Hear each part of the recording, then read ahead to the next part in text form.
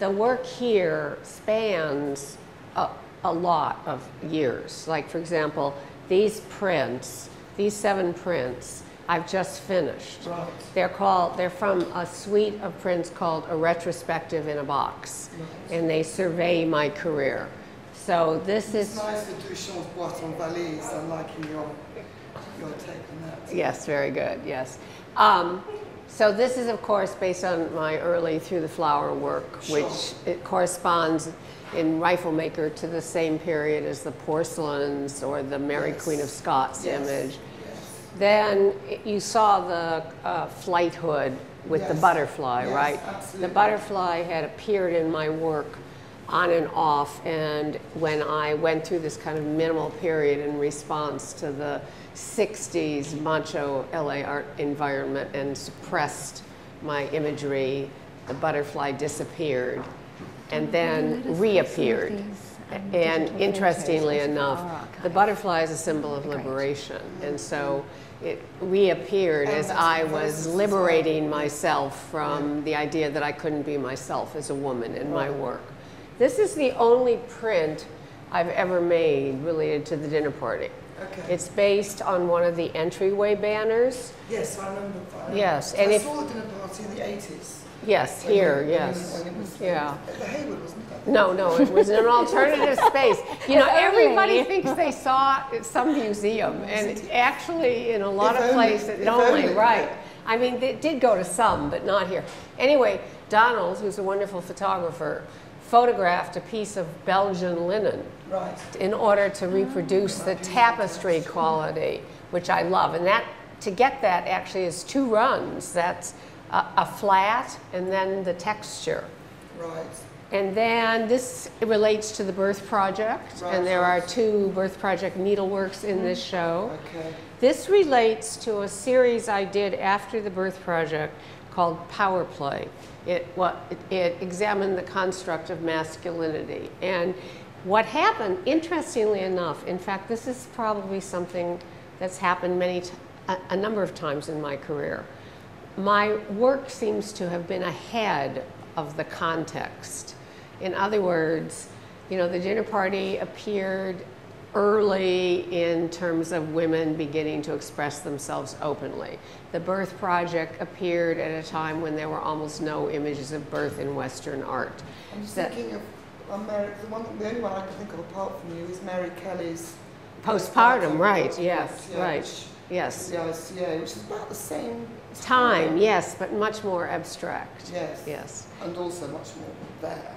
There it was. Yes, there it was. Yeah. Well, the Birth Project is actually a huge series. There's 80 works, 85 works in the Birth Project.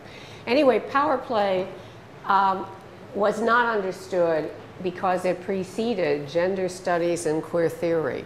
And last summer it was re-examined, and a catalog was written by Jonathan Katz, who's the most prominent queer theorist in America. Yep. So that was great. And this image is from the Holocaust Project, which I did with Donald over 8 years. And this is a really most recent image. It relates to something you'll see downstairs, Autobiography of a Year. I did an early version of this, but I reinterpreted this again for my age now. Young, old is new young. Yes, and actually, if you saw the photo in the window, that's called Eve at 70 in the garden. John bloody Copeland did it back in the day. I knew John Copeland. But he took his head off. He took his head off, yeah, that's right. All right, so then in the early 1970s, I was beginning to wonder if I really wanted to paint, because after all, it was possible to deal with this kind of content. This is the first image of menstruation in Western art. Amazing, isn't it? 1971. 1971. Actually, it's a hilarious story. I did this print at a litho shop that was set up by the painter Sam Francis, with whom I was friends. And he had a Japanese printer. He introduced me to something called a rainbow roll, which I've used extensively in these prints. Yes.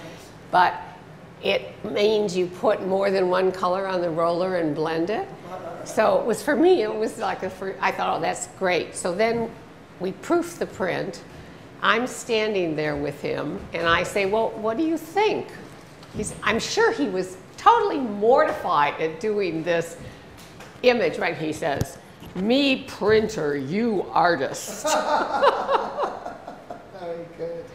And this is a menstruation bathroom from Woman House, which was in the early 1970s. That's the famous boxing ring ad. Absolutely. That was started as a spoof. I was spoofing the guys' ads in LA. They all did these really macho ads.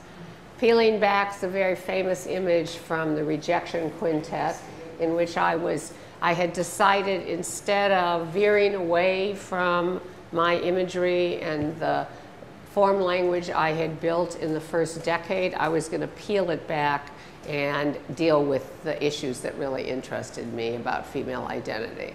Right, excellent. It's very odd looking at it, actually. It's a kind of strange optical, it's very kinetic. That's very funny, you know, because I did a lot of work on color, and people come up to me and say, you know, that's moving. And I'm like, yeah, I made it move. No, it's a real kinetic image there. It's fabulous. Again, you see, I've seen these in, I've seen this image in reproduction, but of course, nothing compared to encountering it. Well, that's why I'm so thrilled to have the opportunity for people in the UK to see more work than just the dinner party, right? It's fantastic. Although I was saying on the Woman's Hour, you know, I've done like a lot of really large scale work. And so this is still just a glimpse. This is a taste of Judy. I was quite amused in a very ironic way about the fact that, they're being filmed. Don't film me. It's fine, Louisa, go ahead. I was very amused by the fact that in Rifle Maker you're showing opposite, almost dying opposite of the groupie photographs from the 1970s. Of the what? This, I really noticed. Really? They're called the groupies, and it's Baron Volman's photographs of 1970s groupies. That is funny. They featured in The Guardian. If you look on Guardian online, they're in The Guardian covers up Saturday magazine, a feature on it about a week or two ago. And they're all these 70s chicks who got famous from sleeping with the rock musicians, but they're quite empowered in that they made their own rock band as well. But I just thought the two faces, if you're forgiving me for saying, of, you know, feminism in the early 70s, of this kind of completely kind of, you know, these women who were playing the game to the most ridiculous degree, and you who was giving a completely alternative narrative. That's across perfect. the street. Next time you're going back to Wednesday, tomorrow, yes. We'll have to go see it tomorrow. Yes, that's wild, Louisa. All right, so I also did a lot of performance. Right. This was my student, Suzanne Lacey. Fantastic. There she is, yes. So, is she not also in the film that's showing in Rifle Maker? No, I don't think so. No, she wasn't in. She didn't participate in Woman House. Woman House. No, she didn't participate in Woman House. Sorry, I thought yeah, but I just think. Where are these taking place? This actually was. This is a piece about rape. It's called Ablutions, and I had spent weeks recording stories by women who had been raped. And we made an audio tape, and it was played all through this performance. And this was in the studio of a male artist in Venice. And I mean, there was total silence after the performance. Total silence. Nobody knew, you know, they had never heard stories about rape. You know, and these were part of my fireworks pieces. Stunning. Well, I've done quite a lot of fireworks, and I've never seen these. I think at some point there's a film of the atmospheres, right, Rachel? Yes, yeah. They're looping here on the screen. And these were a series I did called Women in Smoke. I did fireworks pieces all over Southern California. Yeah, and actually, you know, the color drawings in downstairs in Rifle Maker. Yes. Well, the way I worked out the color in those, I would lay out the color in a very similar way. And then it was like that color was allowed to just mix in the air. They've got body paint on. Yes, they have body paint on, yes. Wow, it's fantastic. I do love that very particular kind of colour from that period too. That's is it simple tone colour? Or, well, you know, it was interesting. It was interesting about. Oh, you mean the photo color? Yes. Saturation of but it actually, too. the color was pretty much like that. Yeah, no. Although right. somebody was commenting about my show last night at Rifle Maker about the color, right? And I'm like, yeah, well, I was in California and now I'm in New Mexico. I said if I lived in London, my color would probably be just like Gwen Johns. Right. Yeah, absolutely. But what was interesting about those car shields colours was that they were so strong, but they were so not the colour that you would ever see on a car, unless it was a kind of pink pimpmobile or something. Apart from that, there were these fantastic, they were these very bright, they were very feminised colours. That's true. But really strong colours. You know, it was really interesting, I thought. You'd never see that, even with the metallics, the way they were used. But you can see color. I mean, color is one of the hallmarks of my work. Absolutely, absolutely. Yeah, I've done a lot of work on color. Bright. It's a particular, you've got a very particular color. Yes, I do. Actually, it was interesting. I mean, you'll see it as you walk through the show. You'll see a kind of consistency of color through the whole show, even though the imagery changes, the subject matter changes, the techniques change, but there's a consistency of color. You're absolutely right. I do approach color in a particular way, and I did a lot of work on color to how to create emotive states with color. Yeah, that's interesting. All right, so this is one of the Birth Project works. Okay, this is a particular one, and the way I formatted the Birth Project was there were 85 of these, what we called exhibition units. That's like the documentation that tells the story of the making of the piece, tells the story of the needleworker, tells something about birth, because after all, I was bringing needlework out of one context into another. And you know, the art world still doesn't know a lot of... It's interesting, it's everywhere now. I was up in Edinburgh, Kathy Wilkes' Yes, it is everywhere. Their samples, and you really pioneered it, you know, Yes, but now... yes, it's and everywhere. men doing needlework. I know, actually...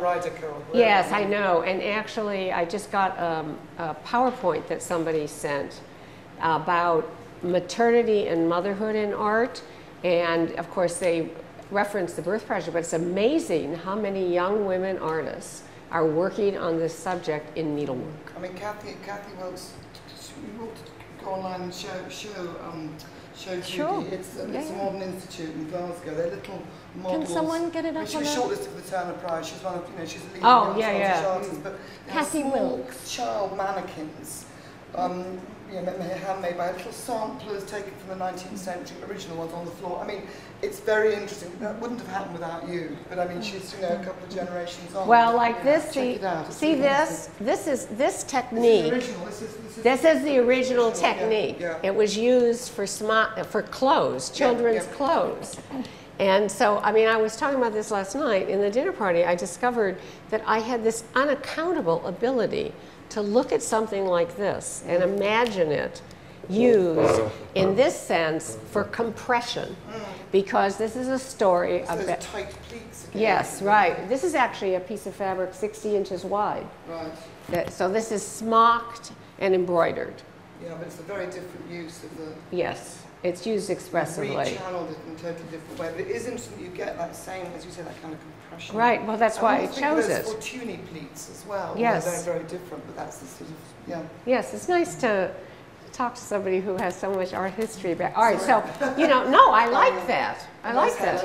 And there's Helen and there's Tracy. I think one of the things the show intends to show is the overlap between some of the themes I've used and themes by other women, and in many cases, you know, later than me. Yeah. Like Tracy, I saw her show, we saw her show at the Hayward the last, and you know, I liked a lot of her early work, but she seemed completely unaware of the fact that there had been anybody who did any of these things prior to her. Quite good at editing things out. Oh, is that what it is? She just has a good forgetting mechanism? No, she's very, you know, she went through all college. She's not uneducated, Tracy.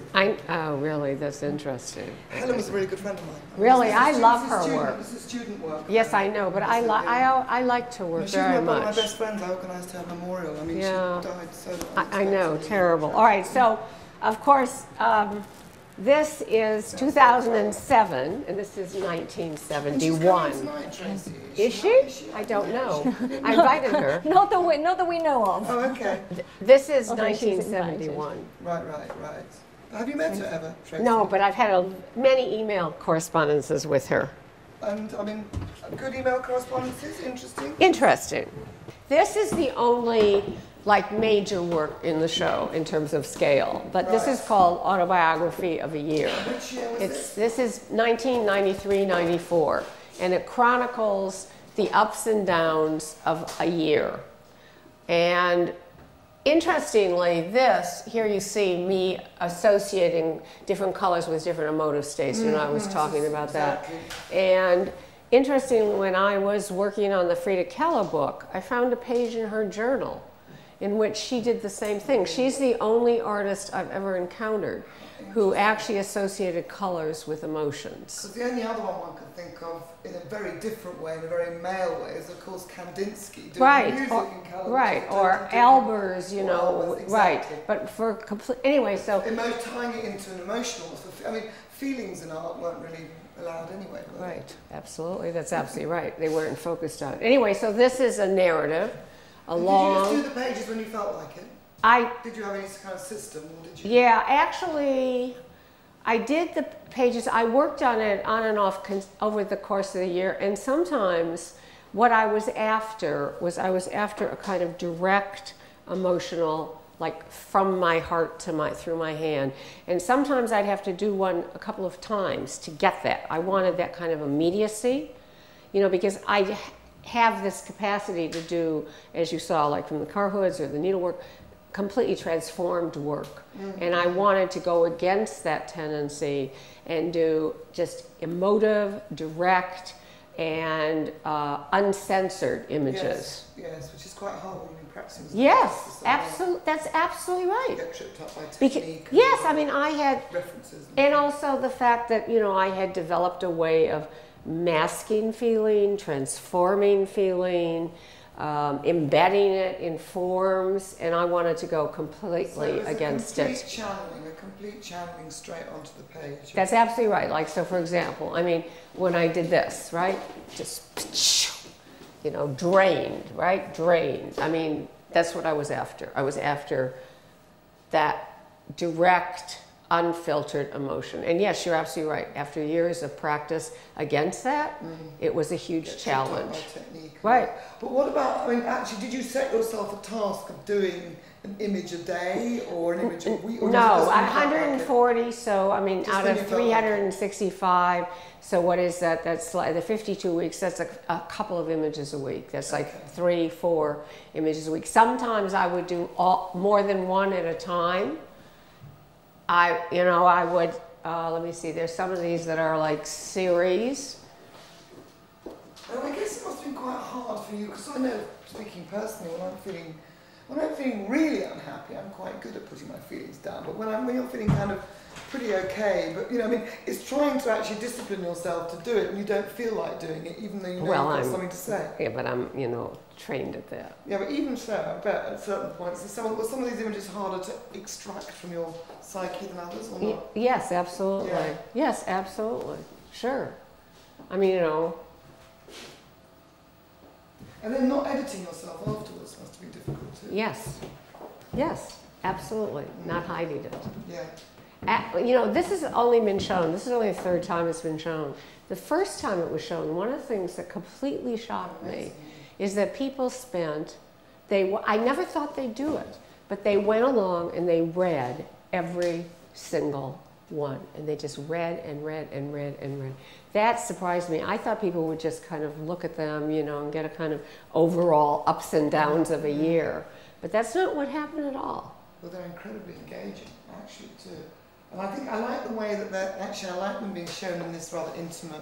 Well, that's what Rachel was saying too. But it's a kind of immersive experience, rather than having them on a long wall where you kind of traverse back and forwards. Here you stand and you are the centre of the experience. Yeah, that's really, because have they been shown? They were shown on both other occasions, weren't they? Shown just along a very long wall, right? At the Women's Museum, it was on a semicircle. So Okay. Yeah, right. Right. But it was. I like this. I think this is really, because in a way, it makes it very intimate and Right. You're inside the feeling. And it makes it very intimate with the viewer. You are kind of centrally receiving the experience. The whole thing, aren't you? I think. Yeah, no, I think it works too. Yeah, it really does. Really. What about you, Zoe? Have you had any questions up till now? No, That's all right, Louisa. It's fine. It's just fine. It's fun, actually. I like where you've used bits of collage as well. It's interesting. Just when you felt like it. Just Yes. Like Well, these are photos, some of the photos of our cats. And also, I was starting, this was where I first began to start drawing cats, studying cats, which I did more of later. Because I realized I've lived with cats all my life, I didn't know that much about them. Although, like it says here, basically she preferred her cats to most people. This is Donald's and my first collaboration. 3 weeks after we were married, 28 years ago, I went running. We were living in Santa Fe, and I got hit by a pickup truck. And Donald and I, some months later, recreated the accident and did this series together. And then behind you, you have the Tracy M in Monument Valley, where she's reading from her autobiographical account. And I like also the connection with the desert, because Judy, you had your performances in the desert. Right. And it clearly, as a landscape, has a very, very strong draw, for a range of artists. So there is the connection between the work down here and upstairs. No, absolutely. From Georgia and Kiev to Frida Kahlo. The desert, yes, right. I mean, she was on a rather exciting road trip from her council flat in Peckham. Yeah. So Yes, I think absolutely. it was the exotic of the desert as well. Yes, I agree with that 100%. But I think there's a huge difference between the women that Judy has portrayed upstairs, who are strong, kind of universal goddesses, and Tracy there is a rather kind of cowed, rather small and she figure. had to get her boyfriend to take her out and drive around. It would never have happened without a car. Well, yeah. Doing it. She's on her Absolutely, grandmother's Louisa, chair. that's absolutely right. And she's sitting in her grandmother's chair. Yeah, you know what I was thinking? She's That built a is, support system. I was thinking that's only could have been somebody who didn't live there. Yeah, yeah. No, she's That would have she's a baby conceived then. of that, I mean, yeah. She was really young and really, I mean, full of chutzpah and all that, but you know, it's really interesting. I think it's an interesting counterpoint. You think? Well, that was the idea, to have some dialogue. Well, I quite like mixing it up a bit. I mean, it's very much kind of Judy's shout, but there's these kind of... But it shows resonance with other women's really work, good. right. Really, two really strong women. I mean, both of them, you know, kind of... Oh, we didn't address the Louise Bourgeois upstairs, and there's the I other did little see- Louise. I did clock Louise on the- Bourgeois upstairs. And then also, again, Helen the cat Chadwick, corner. although for completely... This is from a drawing from that series I was telling you about, Power Play. This is called Pissing on Nature. And, I mean, Helen's piss images are quite different. But what's interesting about those is that that's the female piss that makes the phallus. And Yes, the male I know, piss right. makes the florets. Yes, it's interesting, it's yes. This sort of, you know, hermaphrodite flowers that reverse the whole thing. Oh, there she is. Yes, I know. So it's such a shame. Oh, damn. Terrible. And that's a little These are lovely. journal that I did on my hysterectomy. It's in a tiny little beaded book. And this is from my cat journal that when I was studying cats. And upstairs, Louisa, we have on a loop all the images from the excision notebook, so you can see them Oh, you should give her a chronologically. book. Louisa, they don't have books yet, the Louisa and Do you Zoe, not? do they? Do you have a A catalogue, sure. Yes, Yeah. you have, they But have to give you the catalog, yes, okay. Okay, I've done a lot of erotica from actually very early on. One of the things I was interested in, when I got out of graduate school, I locked myself in my studio for a month and I tried to make an image of an active phallic shape, easy, because those go back to Greek times, and an active vaginal shape, difficult because there was almost no aesthetic antecedent. From shit out of gigs, that's what Right, I got, that's really. absolutely right, yes. So over the years, I have worked on trying to fashion active female And sexuality. also, it's internalized. I mean, it's felt, it's internalized, unless you dissect somebody or stick your head up there. So then how do you portray it? Exactly, I mean, it's very difficult, isn't how it? do you portray it? So, Very effectively. I think. Oh, see now, so this is like a look at our work on cats and erotica, this beautiful little Louise Bourgeois. This is again a study for a large watercolor that's 96 inches high. It's called Cat Erotica. And the first time the actual watercolor was shown, this woman came up to me at the opening and she said, "Where do you get a cat like that?" Yeah, as a training. And then Louisa, we have the little Tracy Emin, beautiful erotic canvas. The ones that she had, I saw these in Margate with the Rodins, with the Rodin watercolours, which and the other erotic ones, which slightly flew off the planet, but still. These are great. I've never seen these before. Yeah, I'm sure there's a lot of things. I like this like a Rorschach as well. Like, well, it's a butterfly too. Yes, yes, right. But the way it's and that very kind of. I mean, I like that lightness because these are really intense and kind of gripping, and this is much more of a kind of. This is a suite of prints I did in 2004, based on Anna East Nin's erotic writing. Right. Anna East Nin was my mentor. In the early 1970s. She actually inspired me to start writing. And did you meet? Yes, I did know her. She wrote the introduction to my first book.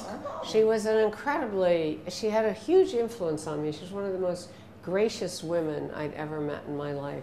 Anyway, in the 1990s, late 1990s, she started getting attacked by feminist theorists, which really aggravated me because they had like no idea what it was like for a woman of her generation to have to work her way completely alone out of what used to be called female role and is now called the construct of femininity.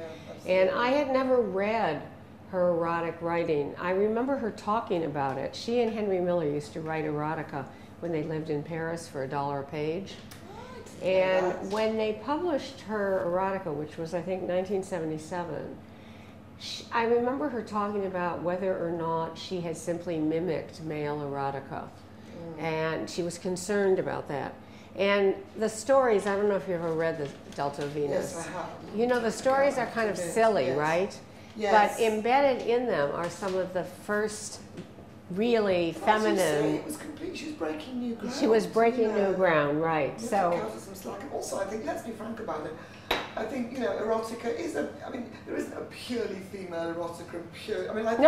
I agree. It's a hybrid thing. I agree. It's a hybrid thing. And when I was working on these prints, these are aqua tints and etchings. When I was working on this one, I was working at a print shop owned by a guy. And this image really made him uncomfortable.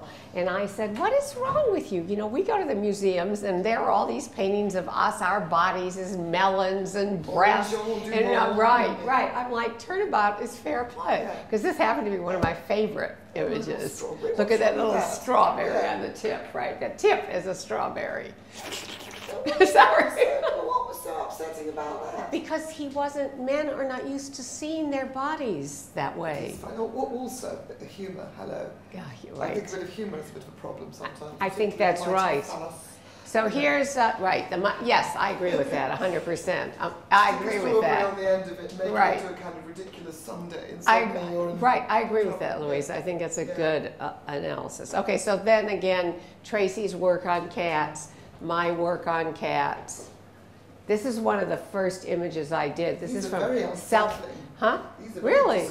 I was invited to be in a show of women's self-portraiture at D.C. Moore Gallery in New York in 1999, and did this watercolor, which sort of started me on my investigation of cats. Unsettling, that's interesting. Well, there's something about cats that are fundamentally quite scary anyway. I always think there's that sort of cold, pebble-eyed detachment that they can do, when they're torturing some piece of wildlife, which is completely in their nature. But they're not only. But they are actually. They're quite cruel. No, actually, I thought that too, until I did my study. Actually, when cats do that, bat around animals or something, this is what they're doing. Cats' jaws are constructed in such a way that they can, with one clamp down, kill prey. And they are positioning the prey so that they can do it in one bite, which will be the least painful for the right, prey. take it all back. So all that playing Right. is not torturing, it's actually positioning up for the Yes, quick kill. yes. Well, I'll forgive Mrs. Reader, my neighbour's cat. In I that didn't know it. respect, but I think didn't it's know it torturing- either. I didn't know it torturing either thoughts. until I did this study of cats. Interesting. Isn't that Oh, there interesting? you go. Learned something. See, we're the only ones who are cruel, and cruelty isn't in nature. Well, no, that is interesting because I've always found that very unpleasant, and I've watched cats do it. I've watched them too. I've had cats all my life, and Yeah. I didn't know that. How interesting. Okay. I was really educated. Vindicate the cat then. That's actually what happened. I'm like, you know what? I've lived with cats all these years, and I really don't know that much about them. And so I started studying, and it was just amazing. That's fascinating. That's really interesting. I'm loving this. The Eve. Eve at 70. With the hose. Yes, Donald and I concocted this photograph. I love this. What The is apple. this? What is this? That's my airbrush. And it's your airbrush. Okay. And this is my spray I can hose. see the hose. But Yeah, but that's a hose for the airbrush. Fabulous. That's very funny. And we like the juxtaposition. Judy is coming towards us with a big smile. But Tracy's Tracy's scarpering. Scarpering with the Union Jack. Yeah, I think this is very good. Yeah, absolutely right. Oh, that's fabulous. I love it in your. Is this in your garden? Yes, it is in our garden in New Mexico. The light, the light, the light. Oh my God, it's so beautiful. Yeah, yes. God, let's look at the light of it. Oh, it's so dark upstairs. All right, and this is another birth project work called Birth, Tear, Tear. Oh yes, I can relate to that. I'm giving birth to 3. What? I said I can relate to that. I'm giving Okay, birth to 3 really? children. Actually, I mean, you know, I did interviews with a lot of women and a lot of the needleworkers, and they used to say that I would have this uncanny ability to like select a work that was relevant to their experience. She was in like labor for 36 hours. Yeah, She had an agonizing labor. No, that's, Look at this embroidery. that's uncomfortably good. Yes, look at this embroidery. I want to tell you, you know, she worked directly on my over my drawing, and this is a translation sample where we worked out how she was going to do the stitching. But in order to get these blends, she worked with 9 needles at a time. So, for example, she would start with 3 strands of dark red. Then she'd pull it apart, and in another needle, she'd have 2 strands of dark red and 1 strand of red. Then she'd have 2 strands of red, and she would systematically. Because they are like the gradation of brushstroke. Right, aren't they? right. Yeah. That's right, and this is where how I use thread like a brush You do stroke. feel like that. Absolutely. I mean, it feels, you know, simultaneously ripped apart and crushed. It's a very. Yes, well, that's what I mean. In the birth project, I tried to represent all different aspects of the birth experience, from the painful to the joyful. You know, but And also, it's also incredibly intense. I think that's the other thing. What you've captured there is that total immersion. You are only, I mean, it's the most pure Buddhist moment ever, because you are so in the now. You are nowhere else but in that now. Like an orgasm, it's the same, you know. Yes, right. Rather more scary version. Yes, and painful version. Yes, right. But yes, It is really interesting. It is a really interesting. That's a fantastic image. In fact, I might even. Is there a picture of that in the catalogue? Yeah. yes, Yeah. yes, Everything, everything's everything in the here catalog. is in the Plus catalog. more. The catalog's great. Oh, no, I'm looking forward to it. Just great. Yeah.